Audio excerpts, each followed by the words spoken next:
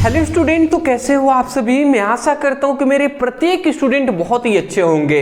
देखिए आज है संडे और संडे में एक स्पेशल हम वीडियो आप सभी के लिए प्रोवाइड कर रहे हैं जो है क्लास 12th केमिस्ट्री और टॉपर बैच के अनुसार केमिस्ट्री का हम दूसरा चैप्टर पढ़ने वाले हैं जो है वैद्युत रसायन। और इस चैप्टर के सभी मोस्ट इंपॉर्टेंट सभी क्वेश्चन को हम देखने वाले हैं जो बोर्ड एग्जाम 26 में बोर्ड एग्जाम 2026 में आपके पूछने के चांसेस हैं। मैं कह रहा हूं इस चैप्टर में इससे ज्यादा मतलब इससे बाहर कोई भी टॉपिक नहीं आने वाले, जितना हम कराएंगे इसी में से आएंगे, ठीक है ना। तो संडे का दिन है, टॉपर बैच के अनुसार हम आपको स्टडी करा रहे हैं। तो चलिए हम पहला चैप्टर तो करा ही दिए हैं विलियन, दूसरा भी हम देख लेते हैं। फिलहाल मैं आपको बता दूं कि देखिए संडे के दिन आपका मॉडल पेपर का सेट आता है तो वो शाम को आएगा, उसके लिए आप परेशान नहीं होंगे, ठीक है ना। शाम को किस पर मॉडल पेपर का आपको चाहिए आप हमें कमेंट सेक्शन में बता दीजिएगा। फिलहाल आज हम देखने वाले हैं नेस्ट समीकरण। सबसे पहला हम क्वेश्चन देखेंगे इस चैप्टर का जो है नेस्ट समीकरण या नरस्त समीकरण भी कहते हैं। तो चलिए जी, तो नेस्ट समीकरण या नरस्त समीकरण क्या होता है तो समझिएगा। यहां पे ये बताया गया कि नरस्त समीकरण के अनुसार किसी ताप T पर किसी धातु का इलेक्ट्रोड विभव तथा मानक इलेक्ट्रोड विभव तथा विलयन में धातु आयन की सांद्रता में निम्नलिखित संबंध होता है। देखिए यहां पर हमें एक संबंध के बारे में बताया गया है। वो संबंध क्या है वो आप समीकरण को समझ जाइए। एक समीकरण है जो है एक समीकरण है जो है E not 2.303 RT by NF log 1/mn plus, ठीक है ना। तो ये आप देख लीजिए, ये आप सबसे पहले तो देख लीजिए, ये आपका एक फॉर्मूला हमने याद दे दिया E not 2.303 by RT by NF log 10 1/mn plus. यहाँ पे इतने बात मैं ये बता दे रहा हूँ, यही जो समीकरण है ना यही है नेस्ट समीकरण। इसी समीकरण में हमें क्या बातें बताइए समझिएगा। इसमें हमें ये बताया गया है कि नेस्ट समीकरण के अनुसार किसी ताप T पर किसी धातु का इलेक्ट्रोड विभव तथा उसका मानक इलेक्ट्रोड विभव तथा किसी धातु आयन की सांद्रता में निम्नलिखित संबंध होता है। यही बात हमें बताया गया है। मतलब किसी ताप T पर किसी भी धातु का इलेक्ट्रोड विभव तथा उसी धातु का मानक इलेक्ट्रोड विभव तथा विलयन में धातु आयन की सांद्रता में निम्नलिखित संबंध होता है। तो यही तो संबंध है और यही बात हमें बताया गया है नेस्ट समीकरण के अनुसार किसी ताप T पर किसी धातु का इलेक्ट्रोड विभव E, मानक इलेक्ट्रोड विभव E नॉट तथा विलयन में धातु आयन की सांद्रता Mn प्लस में निम्नलिखित संबंध होता है। बिल्कुल बात सही है कि नहीं जी? बिल्कुल बात सही है। तो आशा करता हूं आप समझ के होंगे, आप बोल भी देंगे और बोलने के बाद ये समीकरण लिख दीजिएगा E not 2.303 by 303 into RT by NF log 1/mn plus. यहाँ पे एक चीज आपसे पूछ लिया जाता है कि यहाँ पे E क्या है। तो अगर कोई आपसे पूछे तो आप बता दीजिएगा कि E जो है वो है इलेक्ट्रोड विभव।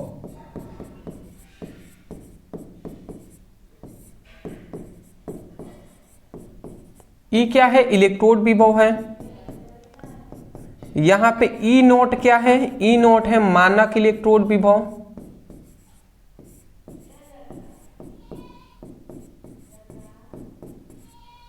मानक इलेक्ट्रोड विभव। यहां पे R क्या है? R है गैस नियतांक।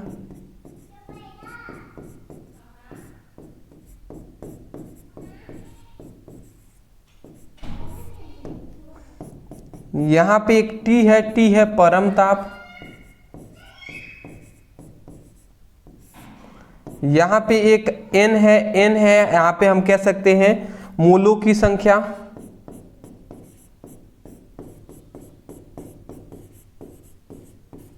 F क्या है, फैराडे स्थिरांक।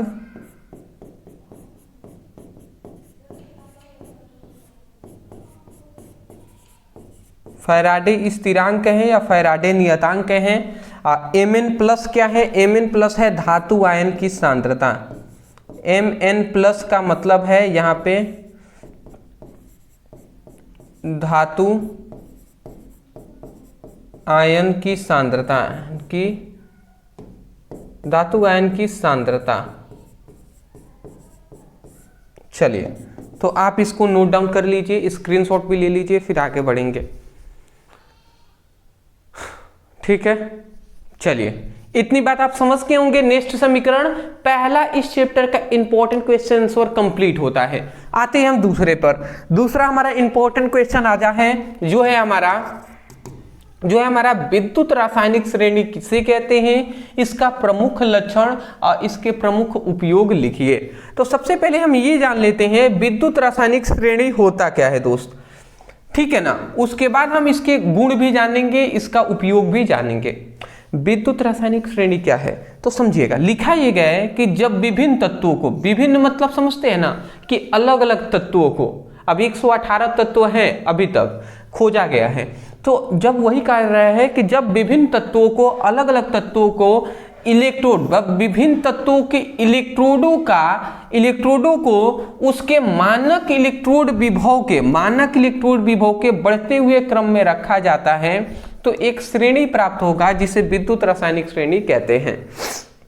देखिए सबसे पहले मान लेते हैं हाइड्रोजन का एक इलेक्ट्रोड है। हाइड्रोजन का एक क्या है, इलेक्ट्रोड है।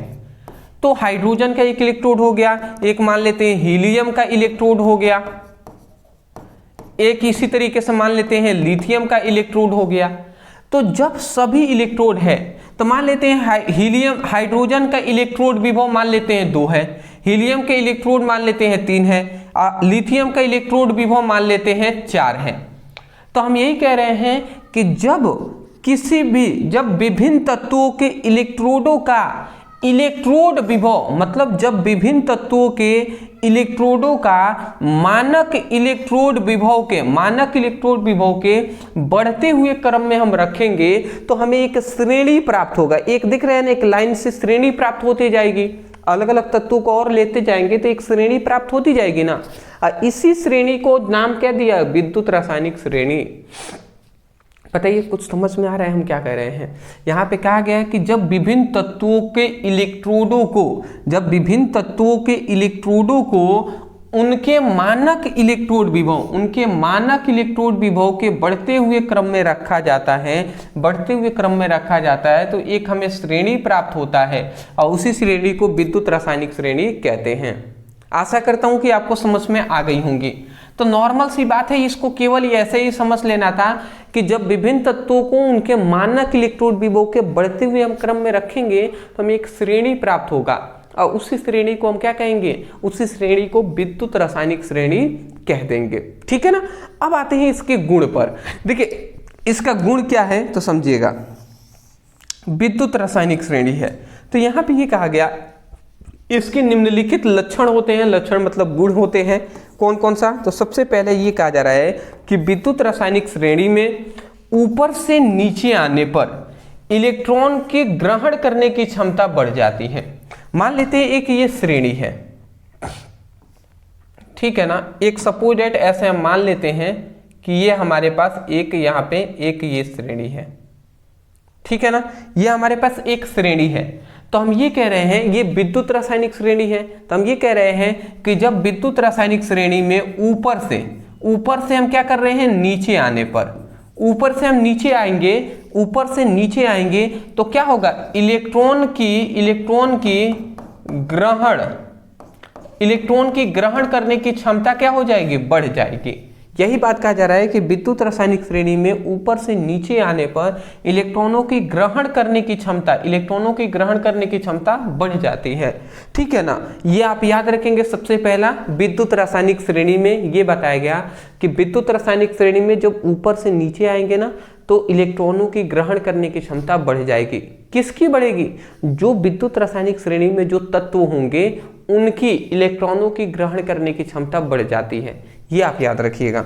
दूसरा बात हमें ये बताएगा कि विद्युत रासायनिक श्रेणी में जो तत्व सबसे ऊपर होते हैं इलेक्ट्रॉन त्यागने की क्षमता सबसे अधिक होती है। मतलब जो विद्युत रासायनिक श्रेणी में जो तत्व सबसे ऊपर रहेंगे ना, ऊपर, ये इलेक्ट्रॉन को जल्दी क्या देंगे, जल्द ही त्याग कर देंगे। ठीक है ना, ये बात आप याद रखेंगे। उसके बाद कह रहा है कि इस श्रेणी में जो तत्व सबसे नीचे होते हैं वो इलेक्ट्रॉन ग्रहण करने की क्षमता सबसे अधिक होती है। मतलब इसमें ये कहा जा रहा है कि जो तत्व विद्युत रासायनिक श्रेणी में जो तत्व सबसे नीचे होगा ना, वो इलेक्ट्रॉन को क्या करेगा, जल्दी ही ग्रहण कर लेगा। ठीक है, मतलब ग्रहण करने की क्षमता सबसे अधिक होगा। बिल्कुल बात सही हो गया। तो ये आप याद रखिएगा, इसका गुण है जी, बस याद रखना है ऐसे ही। ये आपको फिगर बनाने की कोई भी आवश्यकता नहीं है। इसका थोड़ा सा उपयोग भी हम जान लेते हैं। इसका अनुप्रयोग क्या है जी, तो धातुओं की क्रियाशीलता का पता लगाने में इसका किया जाता है। अब कैसे धातुओं की क्रियाशीलता का हम पता लगाते हैं, तो सबसे पहली बात इसमें लिखा गया है कि विद्युत रासायनिक श्रेणी में जो तत्व जितना ऊपर होता है उसकी वो क्या होता है, वो उतना ही अधिक क्रियाशील होगा। जो तत्व सबसे ऊपर होगा विद्युत रासायनिक श्रेणी में, जो तत्व सबसे ऊपर होगा ना, वो सबसे अधिक क्रियाशील भी होगा। ठीक है ना, तो क्रियाशीलता का पता लगा सकते हैं ना, धातुओं की क्रियाशीलता का। जो सबसे ऊपर होगा श्रेणी में, जो सबसे ऊपर होगा वो क्रियाशील अधिक होगा। फिर यहाँ पे लिखा गया है कि इस श्रेणी में जो तत्व जितना ऊपर होता है वो ठंडे जल से क्रिया करके हाइड्रोजन गैस मुक्त करता है। मतलब जो तत्व सबसे ऊपर होता है ना, वो अगर हम ठंडे जल से उसकी क्रिया करा देते हैं तो वो क्या कर देता है, हाइड्रोजन गैस को क्या कर देता है, मुक्त करता है, हाइड्रोजन गैस निकालता है। तो ये इसका उपयोग है जी। आशा करता हूं आप समझ गए होंगे। पहले इसका स्क्रीनशॉट ले लीजिए। चलिए उपयोग भी ले लीजिए। ठीक है, नेक्स्ट आगे बढ़ते हैं दोस्त। बिना टाइम वेस्ट किए हुए हम आगे एक एक करके देखते हुए चलते हैं। तीसरा, इस चैप्टर का तीसरा हमारा मोस्ट इंपॉर्टेंट टॉपिक जो कंसिस्टेंट बार बार पूछा जाता है। ये तो कहना भी नहीं है कि कोई भी स्टूडेंट ये भी नहीं कह सकते कि नहीं सर ऐसा है वैसा है। कोलराउस का नियम लिखिए और इसका अनुप्रयोग समझाइए। बताइए, आपको भी तो पता होगा, कंसिस्टेंट भी ये पूछे जा रहे हैं। तो चलिए समझ लेते हैं कोलराउस का नियम। कोलराउस का नियम क्या होता है, तो यहाँ पे क्या लिखा गया है कि इस नियम के अनुसार अनंत अनुता पर किसी विद्युत अपघट्य के विलयन की तुल्यांकी चालकता धनायनों व ऋणायनों की तुल्यांकी चालकताओं के योग के बराबर होता है। मैं यहाँ पे एक चीज बताना चाहूंगा। सबसे पहली बात यहाँ पे एक याद रखेंगे, एक यहाँ पे एक बर्तन, ये समझ में नहीं आया होगा मैं जानता हूँ, आप उसके लिए परेशान ना हो। मैं यहाँ पे जो कह रहा हूँ इसको समझिएगा। ये एक हम बर्तन ले लिए, ठीक है ना। अब ये एक हमारे पास एक बर्तन हो गया। अब इसमें हमने क्या लिख लिया है, विद्युत अपघट्य का जलीय विलयन भर दिया है। विद्युत अपघट्य का जलीय विलयन का मतलब कि इसमें जो इससे पहले से जल है, इसमें हमने विद्युत अपघट्य भी मिला दिया। जैसे NaCl एक विद्युत अपघट्य होता है। तो अब ये क्या हो गया, अब इसका टोटल नाम हो गया विद्युत अपघट्य का जलीय विलयन। विद्युत अपघट्य का जलीय विलयन, ये नाम आप याद रखेंगे ना। विद्युत अपघट्य के साथ जल में घोल दिया गया है तो विद्युत अपघट्य का जलीय विलयन ये हो जाएगा। तो हम ये कह रहे हैं, यहाँ पे एक समीकरण हमें दिया था वैज्ञानिक कोलराउस ने, जो है lambda EQ naught equal to lambda EQ infinite, और यहाँ पे lambda EQ plus plus lambda EQ minus infinite. ये हमें एक समीकरण दिया गया था। इस समीकरण को आप याद रखेंगे, अभी आपको सब नियम याद हो जाएगा। मैं आपको बता देना चाहूंगा, थोड़ा सा यहाँ पे समझिएगा।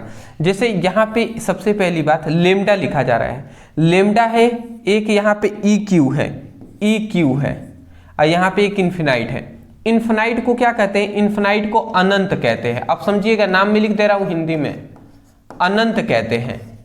ये लैम्डा को हम चालकता कहते हैं। EQ क्या है, इसको तुल्यांकी कहते हैं, तुल्यांकी, ठीक है ना। तो इसको हम कह सकते हैं कि अनंत तन्नुता पर तुल्यांकी चालकता। बताइए लेमडा EQ नॉट को हम क्या कह सकते हैं कि अनंत तन्नुता पर तुल्यांकी चालकता बोल सकते हैं ना। तो हमें यही बात बताया गया है कि किसी विद्युत अपघट्य के जलीय विलयन में, किसी कोलराउस के नियम के अनुसार किसी विद्युत अपघट्य के जलीय विलयन में अनंत तन्नुता पर तुल्यांकी चालकता धनायन की तुल्यांकी चालकता ऋणायन की तुल्यांकी चालकता के योग के क्या होता है, बराबर होता है। बताइए नियम याद हुआ या नहीं? बहुत ही सिंपल है। देखिए यहाँ पे हमने बता ही दिया है कि इसको अनंत तन्नुता कहेंगे, इसको तुल्यांकी कहेंगे, इसको चालकता कहेंगे। और यहाँ पे धन है तो धनायनों की तुल्यांकी चालकता कहेंगे, यहाँ ऋण है तो ऋणायनों की तुल्यांकी चालकता कहेंगे। तो हम यही कह रहे हैं कि कोलराउस के नियम के अनुसार किसी विद्युत अपघट्य के जलीय विलयन में अनंत तन्नुता पर तुल्यांकी चालकता धनायन की तुल्यांकी चालकता ऋणायन की तुल्यांकी चालकता के योग के क्या होता है, बराबर होता है। मैं आशा करता हूं समझ के होंगे। जरूरी नहीं, मैं स्पष्ट रूप से कह रहा हूं, जरूरी नहीं कि जो हमने यहां पे लिखा है वही सेम टू सेम आप लिखें। हम जो बोल रहे हैं वो भी आप सुनकर अब वही ज्यादा समझ में आ रहा है तो वही आप लिखिए, और जो हम बोल रहे हैं अभी लिख लीजिए। वही बात इधर उधर थोड़ा सा हो सकता है, उधर उधर नहीं। जैसे यहाँ पे धनायन व ऋणायनों की तुल्यांकी चालकता कह दिया, हम कह रहे हैं धनायनों की तुल्यांकी चालकता फिर ऋणायनों की तुल्यांकी चालकता। हम ये भी कह सकते हैं धनायन व ऋणायनों की तुल्यांकी चालकताओं के योग के बराबर होता है। दोनों बात एक ही है दोस्त, जो हम बोल रहे हैं वो लिख लीजिए। आप लिखेंगे कोलराउस के नियम के अनुसार किसी विद्युत अपघट्य के जलीय विलयन में अनंत तन्नुता पर तुल्यांकी चालकता धनायन की तुल्यांकी चालकता ऋणायन की तुल्यांकी चालकता के योग के बराबर होता है। इतनी बात बोल देंगे काफी है दोस्त। अगला बात आता है इसका अनुप्रयोग। अनुप्रयोग में देख लीजिए वियोजन की कोटि ज्ञात करने में इसका प्रयोग किया जाता है। जैसे वियोजन की कोटि ज्ञात करने में किस तरीके से किया जाता है, तो किसी सांद्रता पर, ठीक है ना, यहां पे आप याद रखेंगे किसी सांद्रता पर, यहां पे आप याद रखेंगे कि किसी सांद्रता पर किसी विद्युत अपघट्य के विलयन की तुल्यांकी चालकता, ध्यान से समझेंगे, किसी सांद्रता पर, कोई भी सांद्रता है, किसी सांद्रता पर किसी विद्युत अपघट्य की तुल्यांकी चालकता और अनंत तन्नुता पर, यहां पे देख लीजिए अनंत तन्नुता पर किसी विद्युत अपघट्य के विलयन की तुल्यांकी चालकताओं के योग के अनुपात को वियोजन की कोटि कहते हैं। देखिए आपको समझ में ऐसे नहीं आएगा, विद्युत अपघट्य के विलयन की तुल्यांकी चालकताओं के अनुपात के। देखिए इसको आप याद रख लीजिएगा, वियोजन की कोटि हमें ज्ञात करने में इसका अनुप्रयोग होता है। तो यहाँ पे एक फॉर्मूला आप याद कर लीजिएगा जो होता है लेमडा, जो क्या होता है, alpha equal to lambda EQ by lambda EQ naught. ये आप याद रख लीजिएगा, ठीक है ना, ये आप याद रख लीजिएगा, यही काफी है जी। ठीक है, अब देखिए क्या है ये सब समझिएगा। हम कह रहे हैं कि वियोजन की कोटि हमें ज्ञात करने में किया जाता है। तो यहाँ पे ये कहा जा रहा है कि किसी सांद्रता पर, कोई भी सांद्रता है तो किसी सांद्रता पर किसी भी, कोई भी विद्युत अपघट्य है, कोई भी विद्युत अपघट्य है, तो किसी सांद्रता पर किसी विद्युत अपघट्य के जलीय विलयन, कोई भी जलीय विलयन है, तो यही बात लिखा गया है किसी सांद्रता पर किसी विद्युत अपघट्य के विलयन की तुल्यांकी चालकता। ओनली यहाँ पे कहा गया तुल्यांकी चालकता, यहाँ पे इसकी बात नहीं हो रही है। देखिए इसको कहते हैं तुल्यांकी, इसको कहते हैं चालकता। तो किसी विलयन की तुल्यांकी चालकता तथा फिर लिखा गया तथा अनंत तन्नुता पर किसी विद्युत अपघट्य के विलयन की तुल्यांकी चालकता, तथा अनंत तन्नुता पर किसी विद्युत अपघट्य के विलयन की तुल्यांकी चालकताओं के अनुपात को हम क्या कहते हैं, अनुपात को ही हम वियोजन की कोटि कहते हैं, जिसे अल्फा से प्रदर्शित करते हैं। मतलब अंतर केवल यही है कि ये विद्युत अपघट्य के विलयन है ना, तो इसके ऊपर हमने लिया है कि तुल्यांकी चालकता और नीचे के लिए है अनंत तन्नुता पर तुल्यांकी चालकता के अनुपात को ही वियोजन की कोटि कहते हैं। ये आप याद रख लीजिएगा, कोई दिक्कत वाली बात नहीं है, स्क्रीनशॉट ले लीजिए। ठीक है, मैं आशा करता हूँ कोलराउस का नियम भी समझ में आ गई होंगी। चलिए माइंड को फोकस करते हुए आगे बढ़ते हैं, ठीक है ना। अगला हमारा 4th नंबर क्वेश्चन आता है, ये मैं कह सकता हूँ 100% वेरी इंपॉर्टेंट क्वेश्चन है। एनसीईआरटी ये बेस्ड सभी हम क्वेश्चन करा रहे हैं, ये भी बात याद रखिएगा। कंसिस्टेंट ये क्वेश्चन पूछे गए हैं। पहला है इलेक्ट्रोड विभव, दूसरा है मानक इलेक्ट्रोड विभव, तीसरा है मानक हाइड्रोजन इलेक्ट्रोड। तो चलिए एक एक करके हम समझा देते हैं। सबसे पहले अगर हम बात करें तो सबसे पहले आता है इलेक्ट्रोड विभव। अब इलेक्ट्रोड विभव क्या होता है, परिभाषा सुन लीजिए, याद कर लीजिएगा। किसी धातु को, देखिए किसी धातु के क्षण को उसी के लवण के विलयन में डुबाया जाता है तो क्षण आवेशित हो जाता है, जिसके कारण क्षण की सतह पर एक विभव उत्पन्न होता है, जिसे इलेक्ट्रोड विभव कहते हैं। मैं जानता हूं आपको समझ में नहीं आया होगा, बट कोई नहीं जी, हम आपको समझा देते हैं। देखिए ये एक हम बर्तन ले लेते हैं। सबसे पहले एक छोटा सा हम यहाँ पे बर्तन लेते हैं। यहाँ पे एक हमने क्या लिया है, ये हमने एक बर्तन ले लिया है, ठीक है ना। अब बात को समझिएगा क्या हो रहा है। इस बर्तन में हमने क्या लिखा है, इस बर्तन में देखिए लिखा गया जब किसी धातु के क्षण को उसी के लवण के विलयन में, देखिए यहाँ पे इस धातु, ये एक हमने बर्तन ले लिया है और इसमें सपोर्टेड, इसमें हमने क्या कर दिया है, इसमें कॉपर सल्फेट का विलयन हमने इसमें घोल दिया है। Copper sulphate CuSO4, copper sulphate का इसमें विलयन घोला गया है, ठीक है। एक बर्तन है, इसमें कॉपर सल्फेट का विलयन घोला गया है और इस कॉपर सल्फेट के विलयन में ही हम क्या डाल देते हैं, इसमें कॉपर धातु के क्षण को डुबो देते हैं। इसमें क्या करते हैं, कॉपर के क्षण को इसमें डुबा देते हैं। तो यहाँ पे अब हो क्या रहा है, थोड़ा माइंड अगर फोकस करें तो हमने क्या किया कि जब किसी धातु के क्षण को, देखिए कॉपर धातु का क्षण है, तो जब किसी धातु के क्षण को उसी के लवण के विलयन में डुबाया जाता है। देखिए कॉपर धातु है तो कॉपर सल्फेट की ही तो लवण में डुबा रहे हैं ना, तो मतलब कॉपर के ही लवण के विलयन में डुबा रहे हैं। तो जब किसी धातु के क्षण को उसी के लवण के विलयन में डुबाया जाता है तो इस धातु के क्षण क्या हो जाता है, इस धातु, ये जो धातु का क्षण है, ये आवेशित हो जाता है। ये क्या हो जाता है, आवेशित हो जाता है। आवेशित जब हो जाएगा तो इसके कारण इस पर एक विभव उत्पन्न होता है और इसी विभव को ही हम इलेक्ट्रोड विभव कहते हैं। समझ रहे हैं। तो परिभाषा क्या कहेंगे कि जब किसी धातु के क्षण को उसी के लवण के विलयन में डुबाया जाता है तो क्षण आवेशित हो जाता है, जिसके कारण धातु की सतह पर एक विभव उत्पन्न होता है और इसी विभव को ही हम इलेक्ट्रोड विभव कहते हैं। वही बात लिखा गया है, जब किसी धातु के क्षण को उसी के लवण के विलयन में डुबाया जाता है तो क्षण आवेशित हो जाता है, जिसके कारण क्षण की सतह पर एक विभव उत्पन्न होता है, जिसे हम क्या कहते हैं, इलेक्ट्रोड विभव कहते हैं। तो मैं आशा करता हूं कि इलेक्ट्रोड विभव आपको समझ में आ गई होंगी।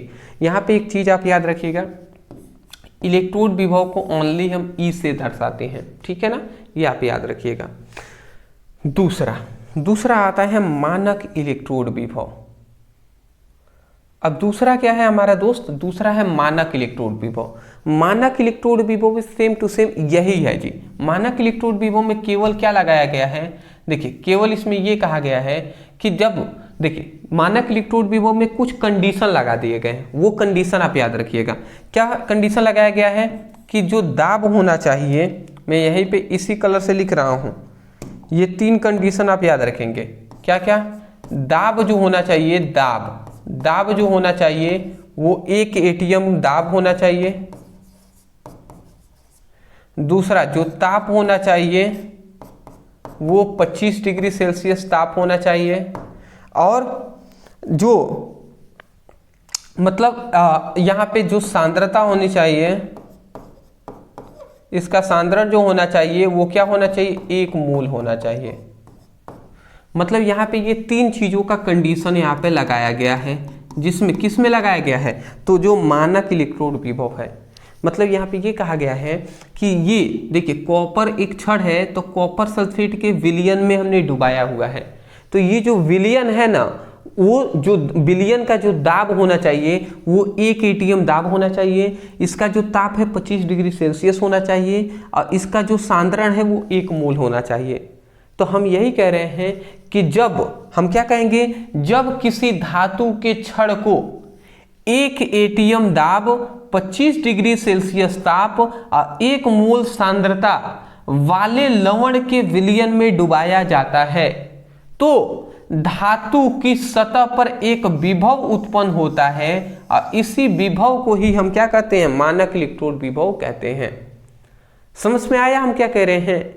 देखिए कंडीशन यही लगाया गया है कि जब किसी धातु के छड़ को, देखिए जब किसी धातु के छड़ को 1 atm दाब, 25 डिग्री सेल्सियस ताप और 1 मोल सांद्रता पर उसी धातु के लवण के विलयन में डुबाया जाता है तो धातु की छड़ पर एक विभव उत्पन्न होता है जिसे हम मानक इलेक्ट्रोड विभव कहते हैं। तो यही बात हम कह रहे हैं कि जैसे कॉपर का छड़ है तो कॉपर सल्फेट के ही विलयन में डुबाएंगे, परंतु ये विलयन जो होना चाहिए इसका दाब 1 atm, 25 डिग्री ताप होना चाहिए और 1 मोल सांद्रण होना चाहिए इसकी सांद्रता। तो हम यही कह रहे हैं, एक बार और सुन लीजिए, याद कर लीजिएगा। हम कह रहे हैं कि जब किसी धातु के छड़ को 1 atm दाब, 25 डिग्री सेल्सियस ताप और 1 मोल सांद्रता पर उसी धातु के लवण के विलयन में डुबाया जाता है तो धातु की सतह पर एक विभव उत्पन्न होता है और उस विभव को मानक इलेक्ट्रोड विभव कहते हैं। आशा करता हूँ समझ के होंगे और इसी को एक बार पढ़ लीजिएगा, वही लिखा गया है, इसको याद रखेंगे। मानक इलेक्ट्रोड विभव को हम E0 से दर्शाते हैं। क्या? E0 से दर्शाते हैं जी। अगला हमारा दोस्त आता है जो है मानक हाइड्रोजन इलेक्ट्रोड। अब अगला आता है मानक हाइड्रोजन इलेक्ट्रोड। मानक हाइड्रोजन इलेक्ट्रोड क्या होता है तो समझिएगा कि जब विभिन्न प्रकार के इलेक्ट्रोड यही याद कर रहे हैं, जैसे कोई भी धातु है उसका एक इलेक्ट्रोड होता है। इलेक्ट्रोड एक तरीके का मशीन ही है। तो हम कह रहे हैं कि जब विभिन्न प्रकार के इलेक्ट्रोड का इलेक्ट्रोड विभव ज्ञात करने के लिए एक इलेक्ट्रोड विभव का निर्माण किया गया जिसे मानक हाइड्रोजन इलेक्ट्रोड कहा गया। जैसे ये बात यहाँ पे कह रहा है कि जैसे जब इलेक्ट्रोड के खोज हो गया तो बहुत सारे वैज्ञानिक ना अलग अलग तत्वों का इलेक्ट्रोड बनाकर लाने लगे और उनसे कहने लगे वैज्ञानिक से कि सर हमने इलेक्ट्रोड तो बना दिया है, अब बताइए इसका इलेक्ट्रोड विभव कितना होगा।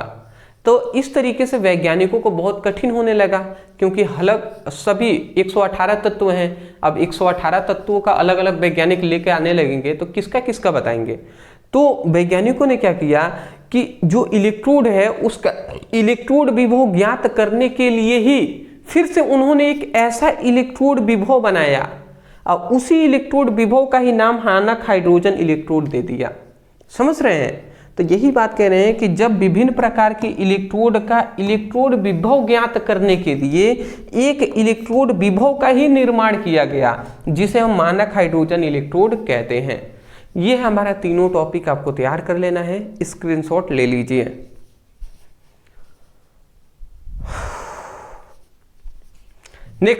नेक्स्ट अपना आते हैं, नेक्स्ट है हमारा 5वां जो कि इस चैप्टर का मोस्ट इंपॉर्टेंट टॉपिक है, ईंधन सेल क्या है, इसका उपयोग लिखिए।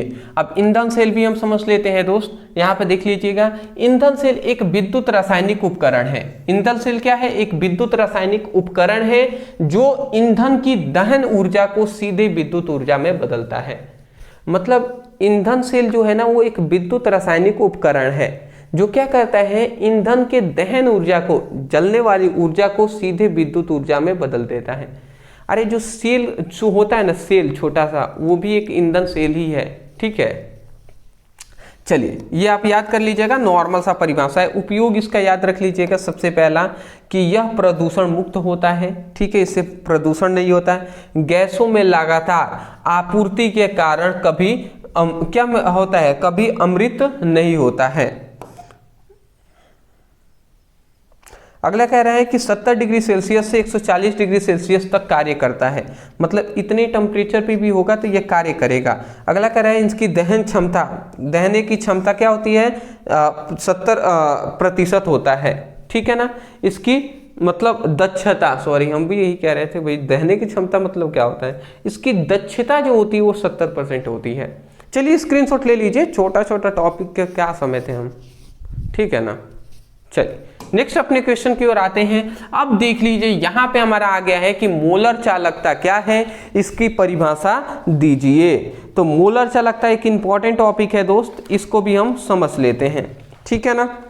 चलिए तो यहाँ पे क्या कह रहा है हमें, मोलर चालकता तो कह रहा है कि किसी विलयन की 1 सेंटीमीटर क्यूब आयतन में यदि विद्युत अपघट्य का 1 मोल घुला हो तो उस विलयन की चालकता एक मोलर क्या कहलाता है, मोलर चालकता कहलाता है। मतलब सिंपल सी बात है ना, एक हम ऐसा बर्तन लेते हैं जिसका जो आयतन हो वो 1 सेंटीमीटर क्यूब हो। 1 सेंटीमीटर क्यूब का मतलब समझ रहे हैं, मतलब एक ऐसा बर्तन हम लेते हैं जिसकी लंबाई भी 1 हो, चौड़ाई भी 1 हो और ऊंचाई भी 1 हो। जैसे कि एक हम यहाँ पे 3D मोशन में करके देखते हैं, बताने की कोशिश करते हैं। जैसे यहाँ पे देख लीजिए, एक हम इस प्रकार का एक बर्तन हम ले लेते हैं, ठीक है ना। एक हमने एक बर्तन यहाँ पे ले लिया। इस बर्तन की खासियत ये है कि इसकी जो यहाँ पे इसकी लंबाई भी 1 सेंटीमीटर है, इसकी जो ऊंचाई है वो भी 1 सेंटीमीटर है और इसकी जो चौड़ाई है वो भी 1 सेंटीमीटर है। तो आयतन का मतलब क्या होता है, 1 सेंटीमीटर क्यूब आयतन। आयतन मतलब लंबाई गुणे चौड़ाई गुणे ऊंचाई। तो जब हम तीनों का गुणा करेंगे, ठीक है, तो 1 गुणे 1 गुणे 1 हम करेंगे तो 1 ही होगा, और सेंटीमीटर सेंटीमीटर सेंटीमीटर 3 सेंटीमीटर है तो 3 सेंटीमीटर क्यूब हो जाएगा इसका आयतन इस बर्तन का। तो सिंपल सी बात है, ये जो बर्तन हमने लिया हुआ है ये 1 सेंटीमीटर क्यूब आयतन वाला एक बर्तन है। तो ये 1 सेंटीमीटर क्यूब आयतन वाला एक बर्तन लिया गया है और इसमें हमने विद्युत अपघट्य को घोल दिया है। इसमें हमने क्या घोल दिया है, इसमें हमने विद्युत अपघट्य का विलयन को, मतलब इसमें हमने एक विलयन घोल दिया गया है। तो यहाँ पे लिखा गया है जब किसी विलयन के 1 सेंटीमीटर क्यूब आयतन में, मतलब सिंपल सी बात है कि ये 1 सेंटीमीटर क्यूब आयतन वाला एक बर्तन है जिसमें विलयन है। अब इसमें हम क्या कर देते हैं, बाहर से इसमें क्या घोल दे देते हैं, विद्युत अपघट्य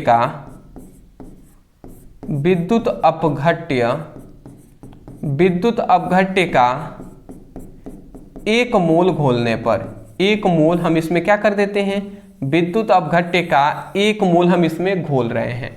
तो घोलने पर इस विलयन की चालकता, इस विलयन की जो चालकता होगी ना, वही चालकता क्या कहलाएगी, वही चालकता मोलर चालकता कहलाएगा। मतलब आप क्या कह सकते हैं कि किसी विलयन के 1 सेंटीमीटर क्यूब आयतन में विद्युत अपघट्य का 1 मोल घोलने पर विलयन की चालकता मोलर चालकता कहलाता है। समझ गए? एक बार और सुन लीजिए, हम क्या कह रहे हैं कि किसी विलयन के 1 सेंटीमीटर क्यूब आयतन में विद्युत अपघट्य का 1 मोल घोलने पर इस विलयन की चालकता मोलर चालकता कहलाता है। यही मोलर चालकता का हमने परिभाषा भी लिख दिया है, ठीक है ना। अब मोलर चालकता को लैम्डा एम से प्रदर्शित करते हैं और लैम्डा एम इक्वल टू होता है कि kappa into 1000 by capital M. तो ये आप याद रखेंगे, ये हमारा एक फॉर्मूला है जी, ठीक है ना। Kappa into 1000 by M, sorry ये क्या हो गया भैया, चलिए तो इस फॉर्मूले को आप याद रखिएगा। जहां यार यहाँ पे लेमडा एम क्या है, मोलर चालकता। कप्पा क्या है, कप्पा है विशिष्ट चालकता, याद रखिएगा विशिष्ट चालकता भी हम बताने वाले हैं। तो कप्पा विशिष्ट चालकता है। एम क्या है, एम है मोलरता, ठीक है ना। एम क्या है, मोलरता है। चलिए तो इतनी बात आपको समझ में आ गई होंगी, ठीक है ना। ठीक है, इसका एक चीज आप याद रखेंगे, इसका मात्रक। मोलर चालकता का ऑब्जेक्टिव क्वेश्चन में मात्रक भी पूछ लिया जाता है, तो वो आप याद रखेंगे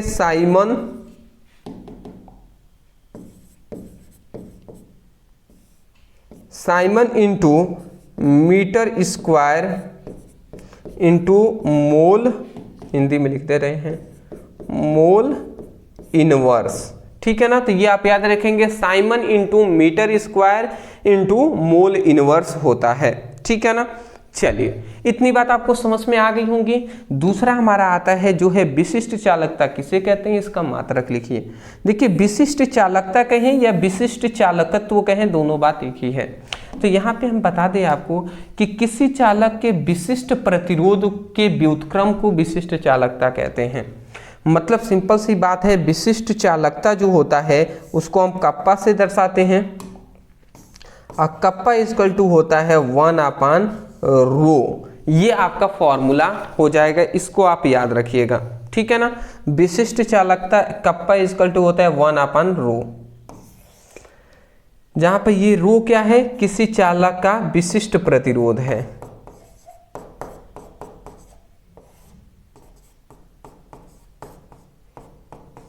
विशिष्ट प्रतिरोध है। ये कप्पा क्या है, कप्पा है विशिष्ट चालकता। तो कोई भी चालक है, सपोज डेट ये एक चालक तार है, तो हम यही कह रहे हैं कि किसी चालक के विशिष्ट प्रतिरोध के व्युत्क्रम को ही हम क्या कहते हैं, विशिष्ट चालकता कहते हैं। अब वही बात लिखा गया है, किसी चालक के विशिष्ट प्रतिरोध के व्युत्क्रम को विशिष्ट चालकता कहते हैं। इसका मात्रक एक याद रखेंगे, इसका मात्रक, इसका जो मात्रक होता है वो ओम इनवर्स होता है। ओम इनवर्स इसका मात्रक होता है, इस बात को भी आपको याद रखने की आवश्यकता है। तो मैं आशा करता हूं समझ गए होंगे। पहले स्क्रीनशॉट आप ले लीजिए। चलिए जी, देखिए अभी तक हम आपको कंसिस्टेंट हम आपको बता रहे थे, सब कुछ एक एक करके हमने क्वेश्चन बता दिया। देखिए इस चैप्टर के जितने भी हमने लगभग यहाँ पे आपको 7 इंपॉर्टेंट क्वेश्चन आंसर कराए हैं। इतना ही आपको थ्योरी में तैयार करना है। इसके बाद बच जाते हैं इसके चैप्टर के न्यूमेरिकल, ठीक है ना। तो न्यूमेरिकल हम एक वीडियो लाएंगे पूरी केमिस्ट्री पर, जिसका हम न्यूमेरिकल करा देंगे, उसके लिए टेंशन आप ना लें, ठीक है। मैं आपसे कहूंगा 3 बातें आप ध्यान रखिएगा। सबसे पहली बात, देखिए बोर्ड एग्जाम 2026 की तैयारी कर रहे हैं तो आप व्हाट्सएप ग्रुप, टेलीग्राम ग्रुप और इंस्टा पर हमें जरूर फॉलो कर लीजिएगा, जहां से हम आपको अच्छी रणनीति, एक अच्छा तरीका, कोई इंपॉर्टेंट पीडीएफ, इंपॉर्टेंट वीडियो अगर है तो वो हम प्रोवाइड करते हैं, तो आपको फ्री में मिल सके। फ्री में आपको वहां पर ज्वाइन कर सकते हैं, लिंक हमने डिस्क्रिप्शन बॉक्स में दे दिया है। तो व्हाट्सएप ग्रुप, टेलीग्राम ग्रुप में जरूर ज्वाइन हो जाएंगे। दूसरी बात कि देखिए आप टॉपर बैच के अंतर्गत ये सब हम चैप्टर वाइज चैप्टर आपको करा रहे हैं, ठीक है ना। तो इतनी बात तो सही है जी, टॉपर बैच से आप स्टडी कर ही रहे हैं, वीडियो आपको फ्री मिल रहे हैं। बट आपको मैं कहूंगा कि अगर आपके पास थोड़े से पैसे हैं तो आप टॉपर बैच के साथ साथ टॉपर नोट्स भी ले लीजिए, जिससे आपकी जो सपना है 85% लाने का, 90% लाने का, 95% लाने का, उसमें ये बहुत ही ज्यादा सहयोग कर सकता है, हेल्प कर सकता है। इसमें हमने संपूर्ण चैप्टर वाइज हमने आपको सभी महत्वपूर्ण क्वेश्चन आंसर दिए हैं। ऑब्जेक्टिव भी आपको मिल जाएंगे, जो 100 इंपॉर्टेंट ऑब्जेक्टिव, फिर इंपॉर्टेंट जो रिएक्शन है उन सभी सब कुछ मिल जाएंगे, ठीक है ना। तो ये नोट्स बहुत ही इंपॉर्टेंट है। मैं आपको बता दूं कि अगर आप फिजिक्स केमिस्ट्री लेते हैं तो ओनली 199 में पूरी आपकी फिजिक्स केमिस्ट्री पूरी नोट्स मिल जाएंगे चैप्टर वाइज, ठीक है ना। सभी इंपॉर्टेंट क्वेश्चन आंसर मिलेंगे। अगर फिजिक्स केमिस्ट्री हिंदी तीनों का लेते हैं तो उसमें 50 का डिस्काउंट देकर 249 रुपए में आपको दिया जा रहा है फिजिक्स केमिस्ट्री हिंदी का। तो टॉपर नोट्स है, बेहतरीन नोट्स है, इसको ले सकते हैं। नोट्स लेने के लिए नीचे व्हाट्सएप नंबर है, इस नंबर पे मैसेज कर लीजिएगा।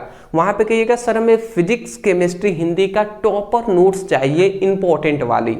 इतना लिखकर मैसेज करेंगे, स्कैनर दिया जाएगा। पेमेंट तुरंत करने के बाद पेमेंट करके बता दीजिएगा सर पेमेंट हो गया है, तुरंत आपके व्हाट्सएप पर पीडीएफ नोट सेंड कर दिए जाएंगे। आशा करता हूँ आप समझ के होंगे। तो इस तरीके से पढ़ाई कीजिएगा। तीसरी बात हम बताना है भूल गए, तो चलिए हम बता दे रहे हैं, चैनल पे नए होंगे सब्सक्राइब कर दीजिएगा। अगर आपको हमारी पढ़ाई हुआ अच्छा लगता है, हमारा तरीका आपको अच्छा लगता है तो इतना आप कर सकते हैं। अपने सभी दोस्तों को इस चैनल के बारे में बता सकते हैं कि न्यू बैच स्टार्ट हो गया है, टॉपर बैच, तो फ्री में यहाँ से आप पढ़ाई कर सकते हैं। चलिए, thank you so much for watching this video, ठीक है ना। मिलते हैं दोस्त शाम को।